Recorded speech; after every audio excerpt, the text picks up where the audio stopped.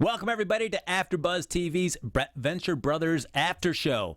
Tonight, we're going to be breaking down Season 6, Episodes 1 and 2, Hostile Makeover, and Maybe No Go. We're going to find the best way to introduce yourself to your new employees, what to do when you can't arch your own sworn archenemy, and not altering Molly Ringwald's involvement with the facts of life. Stay tuned. You're tuning into the destination for TV superfan discussion, AfterBuzz TV. And now, let the buzz begin.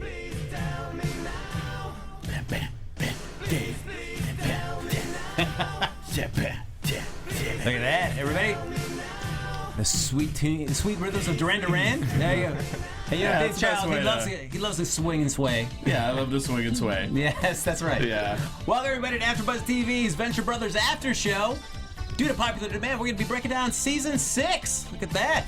We got the full panel united here as we break down the entire season here. In the coming weeks here. I'm your host, Frank Moran. You can follow me on Twitter at HappyGoJackie. Joining me on the rest of the panel, to my immediate left, we've got James Janisse. That's right. You can find me on Twitter at James A. Janisse and everywhere else, and on YouTube at Practical Folks. And because one James isn't enough for this panel, we decided to double your pleasure, double the James. Ooh. We have James Graessle. Yes, and I am on Twitter at JGRAESSL at Twitter, and also of Practical Folks on YouTube. Oh, look at that. And then rounding out the panel, the man with the sweet, sweet moves, Mr. Dave Child. The bread to this James sandwich. Yes. You can find me at MrDaveChild on Instagram or Twitter. Just go to davechild.com.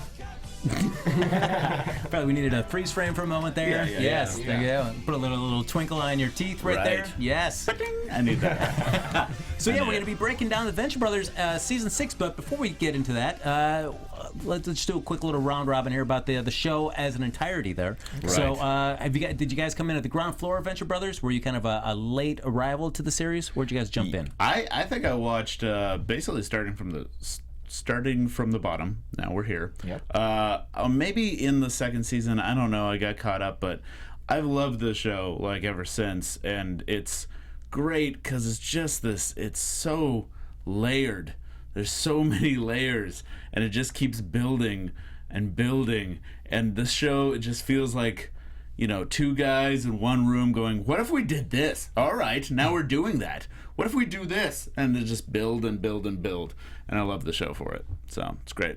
Yeah, I was also there. I remember watching the season 1 finale back in 2003. Right. And I was like a 13-year-old and like wondering when I would get new episodes and then finding them 2 years later. God, was that long ago? Yeah, it started in 2003. Yeah. And now it is 13 years later, and we just finished season 6. Jeez. I'm so glad that you introduced me to the show later so that I didn't have to wait as long as you, like, ground floor fans. Like, that was painful. In a way, I'm sad that I missed out on years of Venture Brother fandom, but I was able to watch the first 4 seasons right away. Yeah. And it was... to be able to ingest them that quickly was fantastic because the character building that this show does and the worlds that they create is really what made me get into the show and love it as much as I do. Well, because it kind of started off as like a Johnny Quest kind of knockoff, right? But it's become so much more that with its own rich backstory and these characters that have just become so much more than what they're originally kind of parodies of. I don't know any other series that trusts its fans as much as this show because it never holds your hand and is like, hey, remember this guy, or like the predicament he was in last time you saw him. No, it just moves forward and keeps building and building relentlessly. And the references are just references one guy has. Like, it doesn't... There's stuff that totally passes me over. Like, I don't get all the 80s pop music stuff. There's a lot of it. And I get a lot of the superhero stuff, but I also don't get all of the Hanna-Barbera stuff that's also there. So it's all these... You have to, like, reference so many different sides of your brain. It's like an ocean of deep pulls. Yeah. It's so wide, and then they go so specific, and it's insane. And I love how many lines they put in the water. Like, the fact that, like, with the 80s pop music or the superhero stuff or super obscure, just general, even historical kind of events and things like that from times that don't make sense with what the world is supposed to be in. Yeah. The fact that they drop all these little hints and you can pick up little things here and there and still fill out the full the full experience of the show without having to pick up on every single joke. Yeah. It's wonderful. Because I know one episode that stuck out to me early on was Escape to the House of Mummies Part 2. Just because the storytelling structure that you're coming into the second part of a two-parter, they don't do anything to even really fill you in on what this first part was about. It's so good. Yeah, it was so great. I really enjoyed that. And that happens even throughout the show. There's all these characters that keep coming in, and I keep having to like think, have I met that character yet? I think I did, but briefly.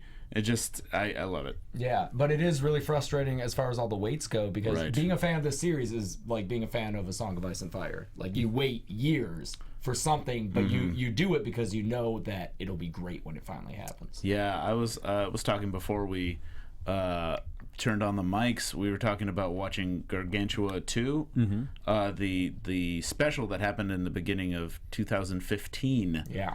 And I missed it when it came out in 2015. I was a bad fan at that point. But so I just watched, I was going through a dark phase, and I just didn't realize it was on. And then I saw it this week for the first time, and I had this moment of like, who are all these characters? There's so many, and I should know all of them, and I know most of them, but I don't like. Henchman Zero, I forgot about. Oh yeah, he's popped up many times. Yeah, but just like one episode every every now and then, and I just had to like dive into the Wikipedia just to be like, okay, who is this? All right, perfect. Okay. Was it Scott something? His real name? Yeah, his name is like Scott or just something regular. It's like, oh, why'd you tell me your real name? Now it's Pathos when you die. Right. Well, as Dave brought up, all this in Gargantua 2, the one-off special they did last year for that kind of served as like a bridging point between seasons 5 and season 6, and really did a good job of kind of capping everything we've seen so far in the first 5 seasons, and then kind of resetting the status quo, taking us into season 6. Definitely, I feel like this was them kind of just being like, hey, we've built up all this backstory and all these characters in this expanded universe, and it's too much for us now. I feel like it maybe was restricting the stories they wanted to tell, and they kind of like wipe the board clean. They kill off some characters. They move from the Venture compound. They kill the Venture compound and move to New York, and only a handful of characters move with them. So because certainly one thing that I did enjoy as they kind of reset the status quo is they brought Brock back in directly to the Venture family, because of course, once he left, it just wasn't as much fun having him be just kind of tangentially involved with the OSI. I missed having him actively involved with the Venture family. I liked the story though that it provided for Hank, and having Hank deal with not the loss, but the absence of Brock and the absence of that kind of strong father figure is something that I think that the show does so well, is dealing with father issues and daddy issues and things like that.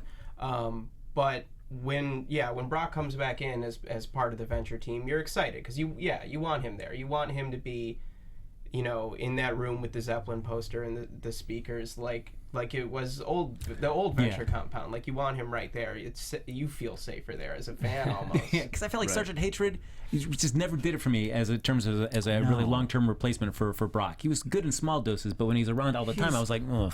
Well, the thing is, the show is about two things. The show's about failure, a lot of failure, which I think Jackson Public and Doc Hammer have talked about, and family. I think it's about family and sticking together as a family, and Brock is a part of that family. So it's not, with Sergeant Hatred coming in, he felt like the creepy uncle, and he didn't feel like a member of the family, and he kind of didn't quite gel. And they leaned on that creepy uncle part of it a little too much. Oh, yeah.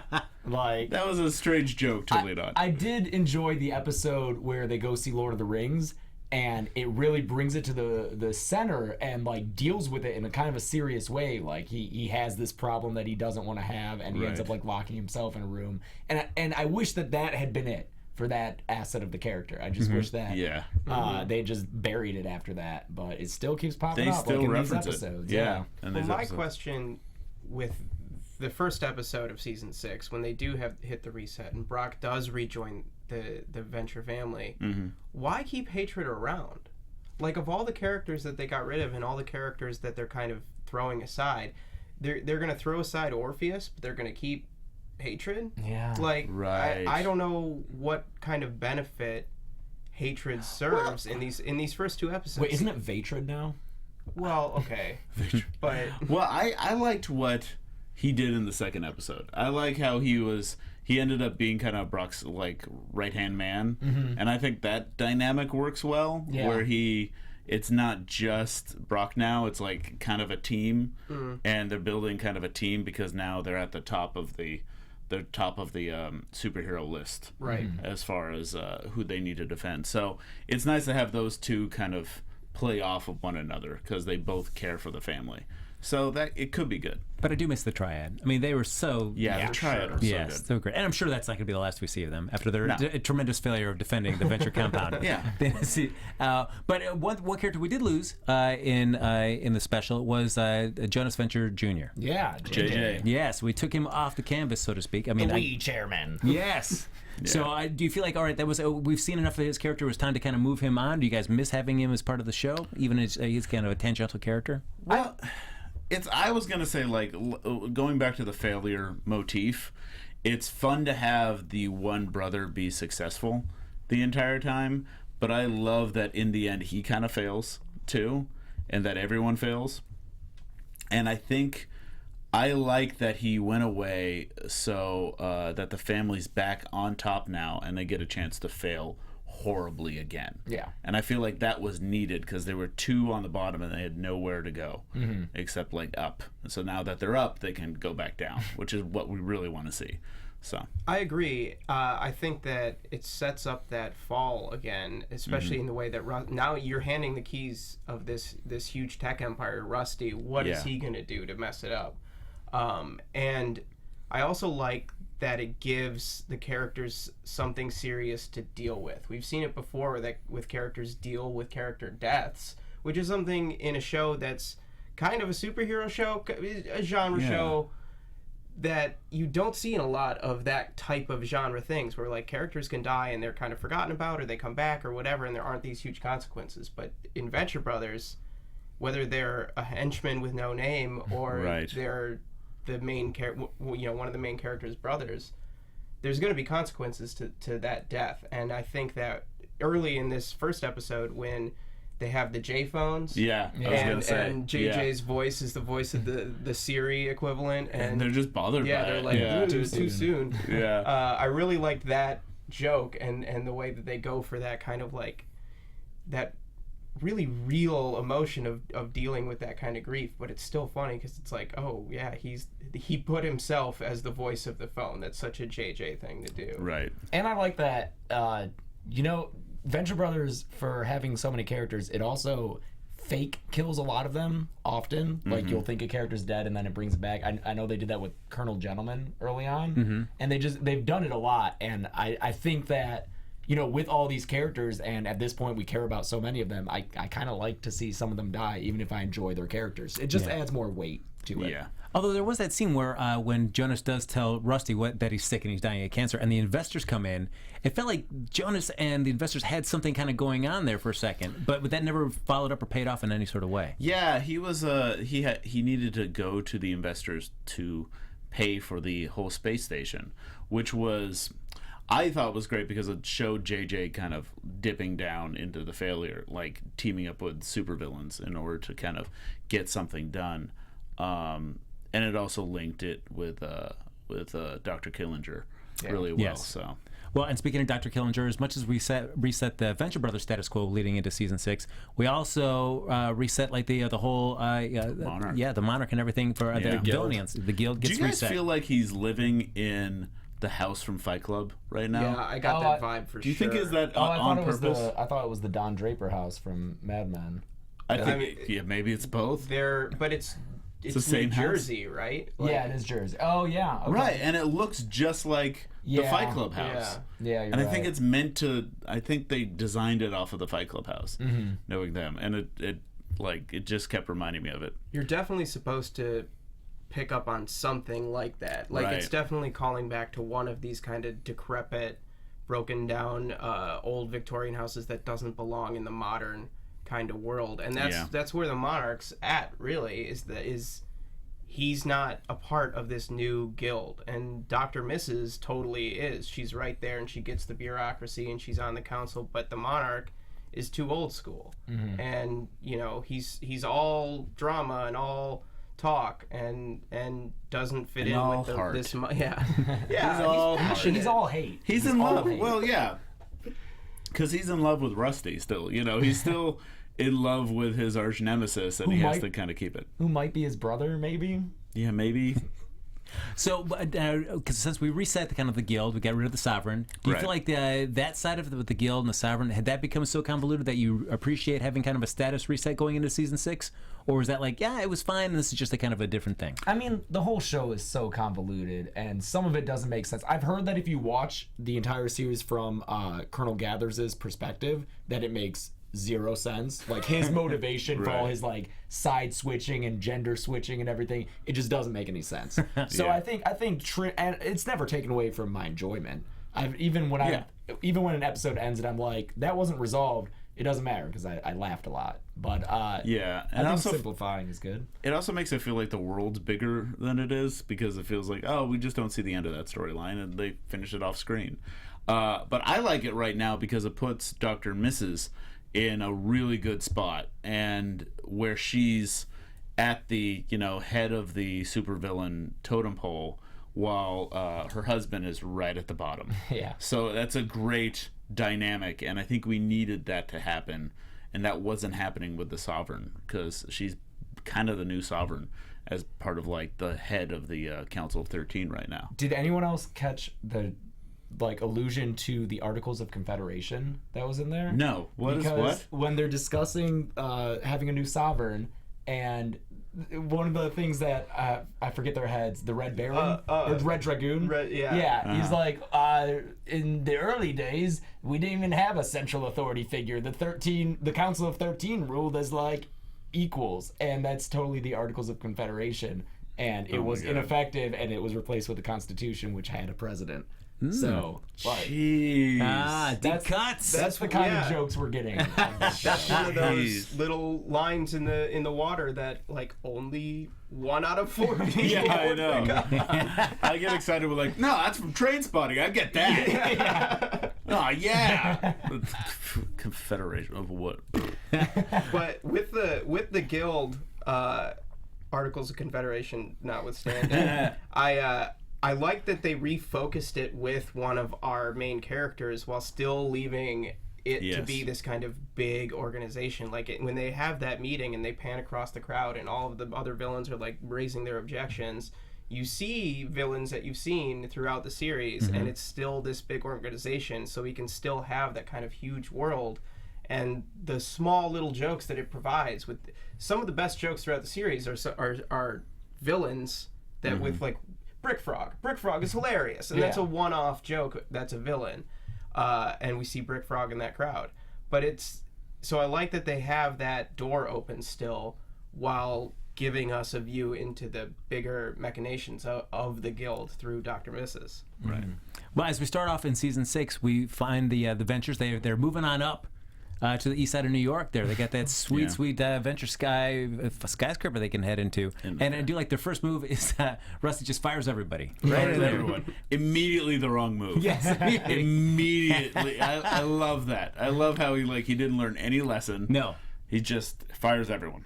And I can't understand the point of that. It's like, wouldn't you want to just keep everybody employed so that you don't have to do any work? makes Yeah, no that seems a sense. little. Yeah, that one I was like, why did he do that? Well, he had the giant venture compound that was totally devoid of everybody. Yeah. And now he's got this skyscraper. Maybe he was just like, there's too many people. Maybe he's agoraphobic, and it's on top of everything else. He probably just wants. He probably just doesn't want anyone to tell him no. Yeah, I think he's showing his balls right there. I think he's just going like, boop, or beep. And I think he just wanted to be like, I'm the man of the place, so you're all fired because I can do that. I have the power. I'm back at the top. Not thinking of any consequences. No consequence. He Classic doesn't. Rusty. Yeah, he doesn't think of that. He doesn't even consider, the fact that he doesn't even have the ability to run a company. Like, it's amazing. Or to create a new invention at all. He's not smart. No.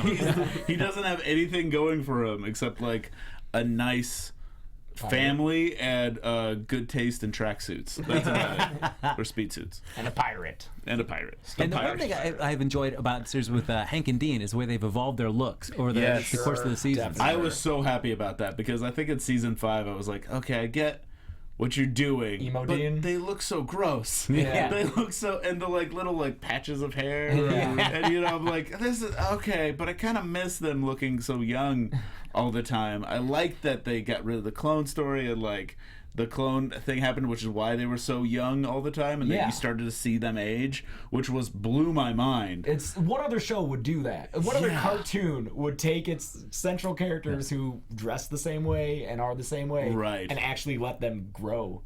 By killing off all their clothes. Well, that's one of the best moves I think the show ever made, and I was a little bit disappointed in these first 2 episodes that we didn't get more Hank and Dean. That's true. I think they're kind of resetting the scene right now. Right. Because I'm really interested in how they're building, because they're becoming more adults, so they're becoming more of what they want to become. Like you see, we're seeing Hank be more trying to be Justin Bieber for one, which is great, and trying to be like, you know, the playboy rich kid, but really he's inching his way towards just being like Brock or just being this like adventure person. And he gets like a fishy love interest, which is pretty great. I'm really interested to see where that goes. And then you get Dean becoming actually smart and intelligent, and it seems like he might actually be able to run the company. Yeah. I do like that Hank's potential fishy girlfriend, the way that she just kind of relaxes, just like floating dead. I love just the animation of her diving into the pool and then just floating there. And he's like, oh, wait a second. So good. It was nice. And we even see Helper. Even he's got a bit of jealousy going on here. Helper. Yes. The jealous of J-Bot. I love Helper. Little Helper. beeps. He takes out his arsenal, which is just like a blowtorch and like a blade. Yes. But I noticed that like, when he goes to join the fight too, he's defeated by stairs. That's all you need to stop Helper. Wait, His like swivel chair legs. When did Helper quit being a giant spider? The eye spider thing. Was that He was like a in head the at move? some point. I don't know. It might have been in the move to New York because he was the spider for a while after season 3 when they blew him up. Yeah, because the end of season 3 has him blowing up, his head lands, and then In season Brock. 4 he's a spider.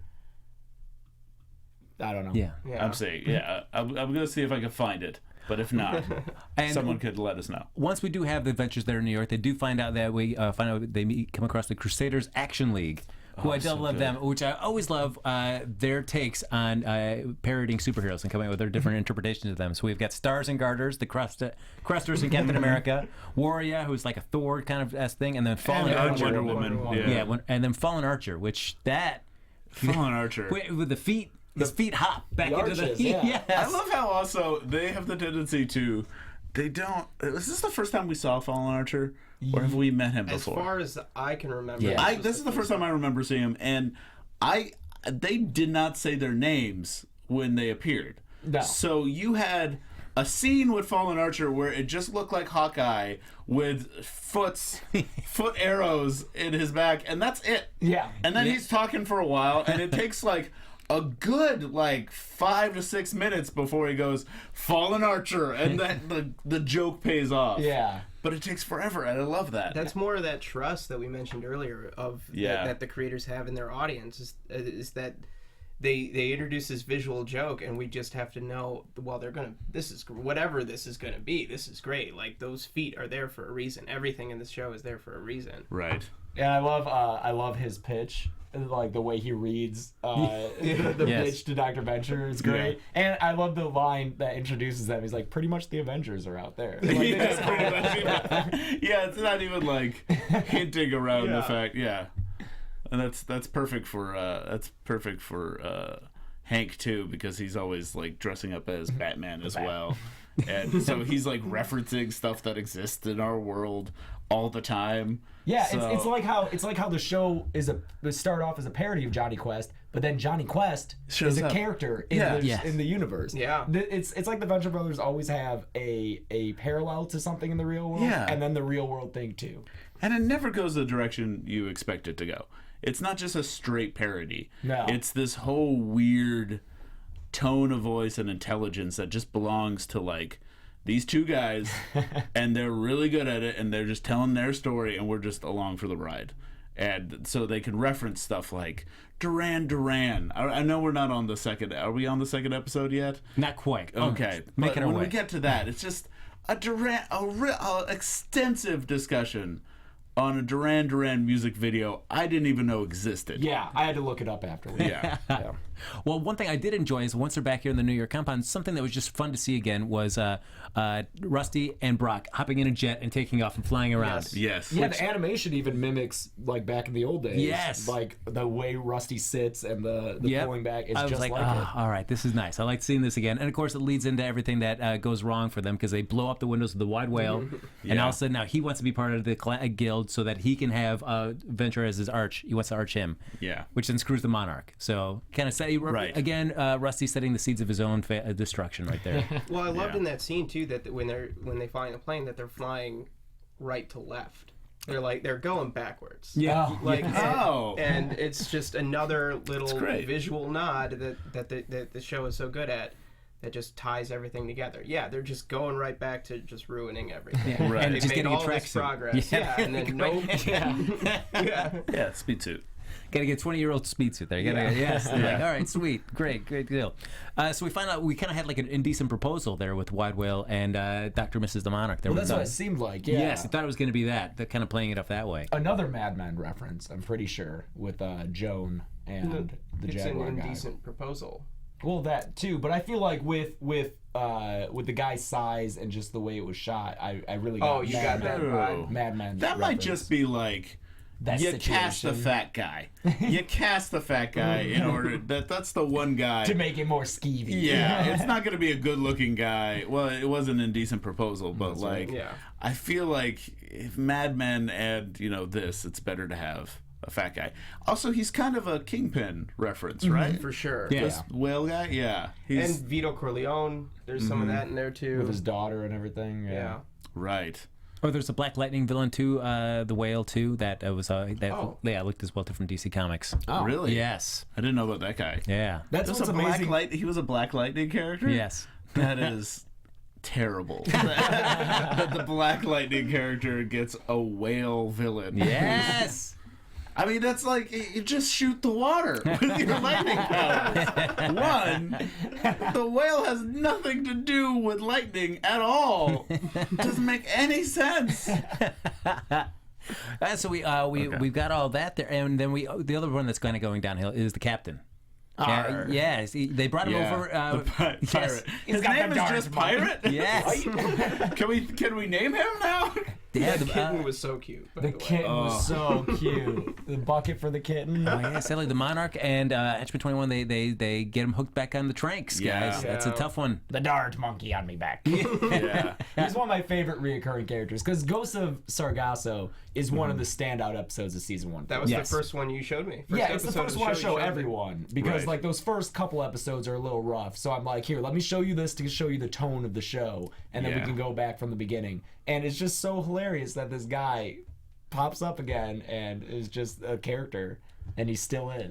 He's still around. Some pirate trying to like help out with corporate affairs, like he's become like it's so crazy. That was clearly them. Who does the voice of that character? One of the two. Yeah, because it must be like, I really like this voice. Exactly. I really want to keep doing this voice. And it's so in the second episode, are we getting into the second episode? Yeah. Okay, in the second episode, when they try to like save him and kind of bring him back from the dart thing, that also goes back to that whole like the theme of failure and the theme of family, and about how you could fail if you're part of the family. And I feel like he is a member of the family because he was a member of JJ family. Yeah, at this point. And he's joined this one, so.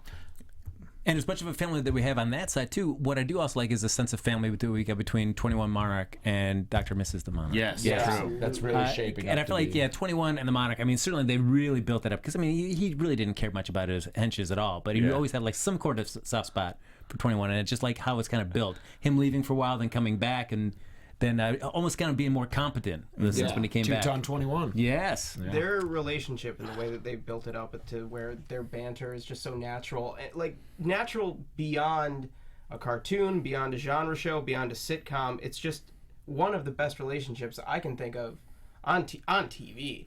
Like Monarch and 21. Monarch and 21. Like it's just so real. They're friends. Yeah, like I so believe them as friends who deeply care about each other at this point. I was like, I'll just leave her in my sticky goo. Sticky Triumph. Sticky Triumph. And he's like, I hate that you tell me this stuff now. Yeah. And that's wonderful. Like that and then it's just like, yep, this is their life. Like he's just eating cereal in the morning. I also love what he says, and I'm 21 of one. Even from the special where they're on the rocket ship and they're playing 21 questions or whatever, and he's like Lance Burton and he guesses right at the end, mind blown. It's like the fact that they spent all that time trying to figure out who this magician was. Oh, that was great. We figured out what's Monarch going to do. I mean, because he's kind of he can't hench ventures anymore. That's what that's what he wants to do. He's at a level 6 now. Yeah. No, a level like not a 3. No, he was on the books as a 6, but that's when he had a cocoon and a bunch of henchmen. Now, if she reassessed, he would be a 3, maybe a 4. He'd be a 3, maybe a 4. Yeah. So he could find someone who fits that range. But instead, he's going to the people that are slightly above him and trying to just have them sign away the idea that they don't want to hench for they don't want to be the arch for the ventures. But he's probably going to come head to head with the whale, is my guess. Well, speaking of that upcoming confrontation, remember the last guy that he henched besides Dr. Venture? It was Dr. Dugong, who is revealed in this second episode as probably being the brother of Wide Whale. Right. Because Wide Whale's backstory is cuttlefish research, and Dr. Dugong had cuttlefish. No, wasn't that made explicit? Because it's Dr. Ong. He's the Ong brother. Oh, was Dr. Dugong shown? Yeah, because they said him and his brother were working on the cuttlefish stuff, and they see him working together. So, which is great. So I wonder if Wide Whale knows that the Monarch killed his brother. Right.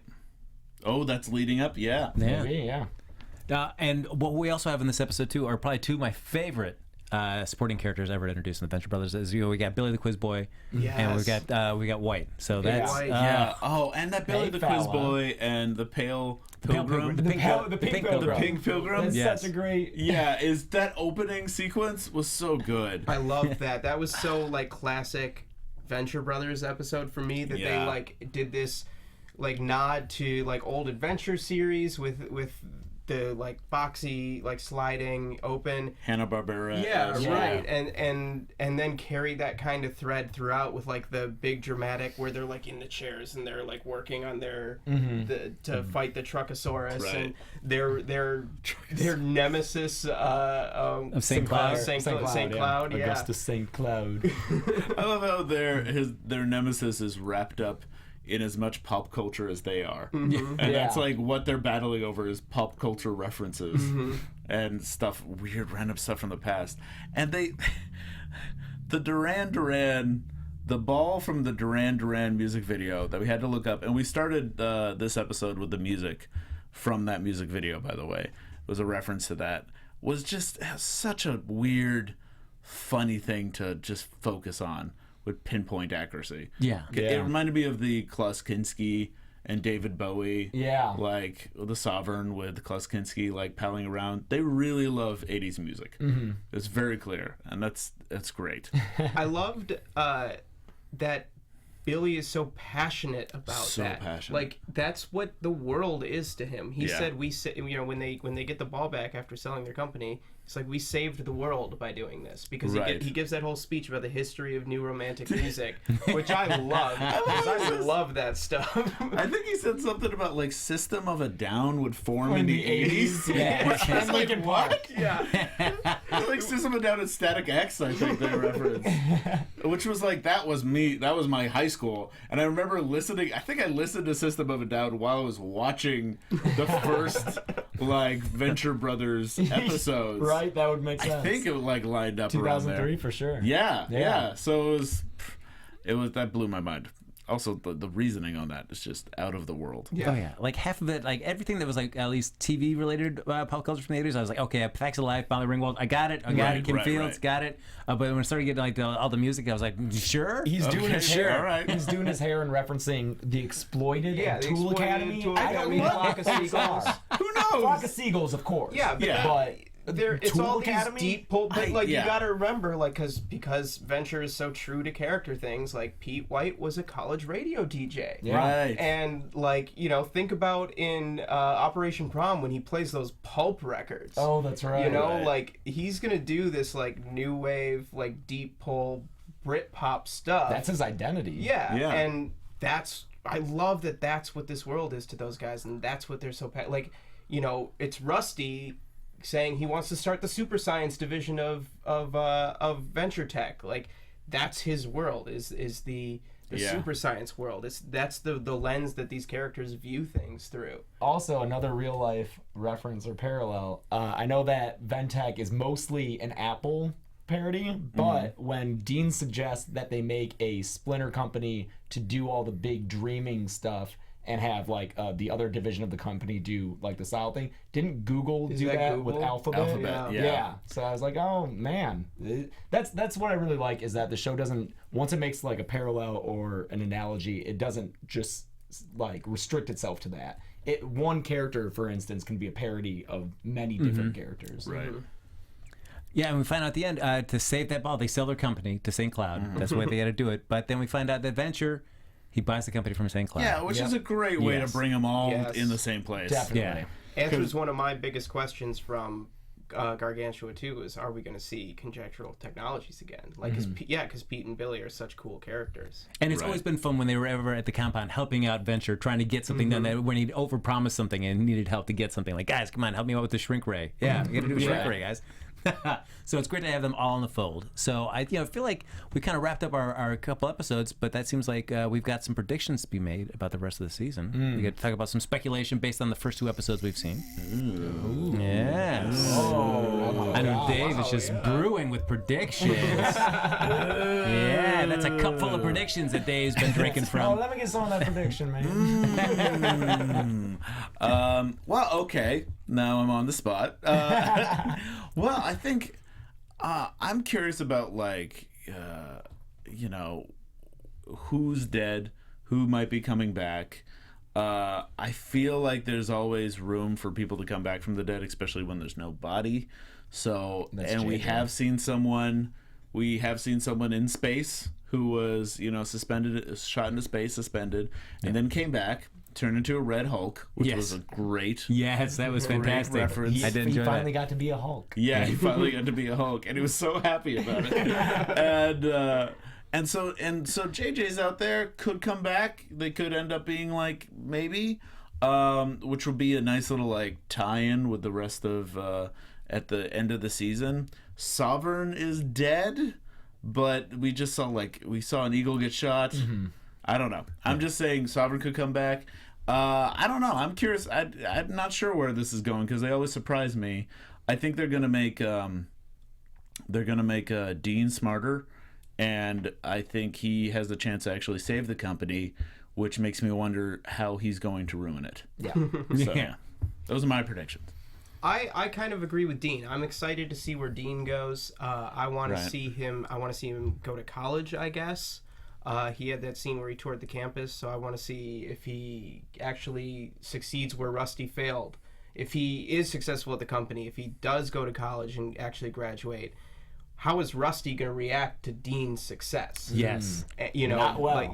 Right? That's something that I can't wait to see. And I also am curious, what is that cave at the end of the episode, the second episode, that the Monarch finds in his basement? Right. Yeah. It seems like a pretty sweet lair hanging out down there. Yeah, for sure. That Manolo vibe. I'm thinking the Fight Club reference might come into play later. I don't know. I haven't seen ahead of the season. I know all of them are out now, but they could do a Project Mayhem thing. They're gonna make a bunch of going soap on. down there. Yeah, or he starts to become a Tyler Durden type character, which would be kind of funny. Yeah.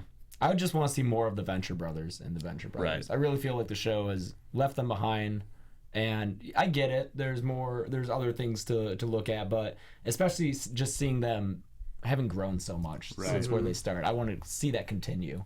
So I hope we get more than just a few minutes of screen time for Hank and Dean. They planted that seed with Hank for sure. With the girl. fish With lady. the girl fish lady. Yeah. Any chance I get to see of just the core four of them, Brock, Rusty, Hank, and Dean, just doing their thing, but especially when you get to see Brock kind of go off the deep end where he's fighting, but it's always just in relation to just with Hank, Dean, and Rusty. It's not with the OSI and some kind of mission elsewhere, but it's just him beating the snot out of somebody, just going way over the top in proximity to Hank, watching him puke like he did with with Zero, and he did it over in Gargantua too. Just snapped him, like broke his neck. Right. And I feel like Orpheus, the Triad's too cool that we can't. They're gonna come back. They gotta come Dana back. Snyder. If you have Dana Snyder, use Dana Snyder. Yeah. Does he do Shore Leave? No, I think he just does The Alchemist. He doesn't voice every gay character. All right, so that's going to do it here for this episode of AfterBuzz Venture Brothers recap for episodes 1 and 2. But we're going to be back next week breaking down another couple episodes of this season 6. In the meantime, let's like us on Facebook, rate us, give us a sweet 5 stars on iTunes. Yeah, those 5 stars. Share, tell your family and friends about us. Yes, and then we can continue the conversation on Twitter, but don't spoil it because we're just watching along. You know, we're newbies on this season 6. Don't ruin it for us. But Dave, if they want to continue that conversation with you on Twitter, you know what? I can tell you where to find me. Oh, how about that? You can find me at MrDaveChild on Twitter. Just tweet at me. Love it. Tell me your feelings. Tell me what your thoughts on life is. James Graessle, where can they find you? They can find me at JGRAESSL on Twitter. And yeah, all things TV. Please tweet. I love talking about TV. Oh, and Mr. James Janisse. Yeah, James A. Janisse on Twitter, Instagram, whatever. Practical Folks on YouTube. We like TV. TV. That's right. And you can follow me on Twitter at HappyGoJackie. Love to talk about all these TV shows and just the apple pie. If you guys know where good apple pie is in Los Angeles, come on, let me know. I'm always on the mood for a good slice of apple pie. So yes, I would agree. Simple good place for sure. Yeah, the pumpkin streusel, delicious over there. There you go. Until next time, folks. We'll see you back here next Sunday to break down more Venture Brothers season 6 on AfterBuzz TV. Stay tuned, everybody.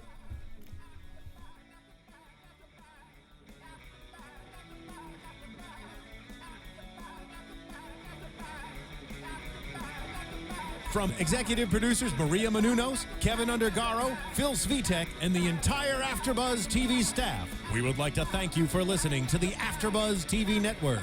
To watch or listen to other after shows and post comments or questions, be sure to visit AfterBuzzTV.com. I'm Sir Richard Wentworth, and this has been a presentation of AfterBuzz TV. Buzz you later. The views expressed herein are those of the hosts only and do not necessarily reflect the views of AfterBuzz TV or its owners or principals.